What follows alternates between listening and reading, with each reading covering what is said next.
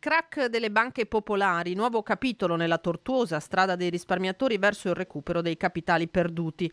Il Consiglio di Stato ha accolto il ricorso del Ministero dell'Economia e delle Finanze contro una sentenza del TAR che aveva dato ragione a una risparmiatrice che non si era vista accogliere l'istanza di risarcimento del fondo di indennizzo a causa di alcuni errori nella presentazione della domanda.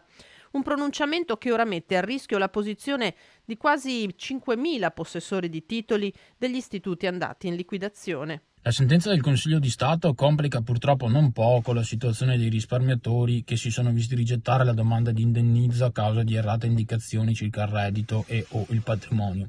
Stiamo sollecitando anche in queste ore i parlamentari e il Ministero dell'Economia affinché si proceda immediatamente alla distribuzione del residuo che ammonta a circa 540 milioni. A oggi il fondo di indennizzo ha distribuito tra 137.000 risparmiatori oltre 1 miliardo di euro, coprendo il 30% del valore di acquisto delle azioni e il 95% delle obbligazioni, fino a un tetto massimo di 100.000 euro.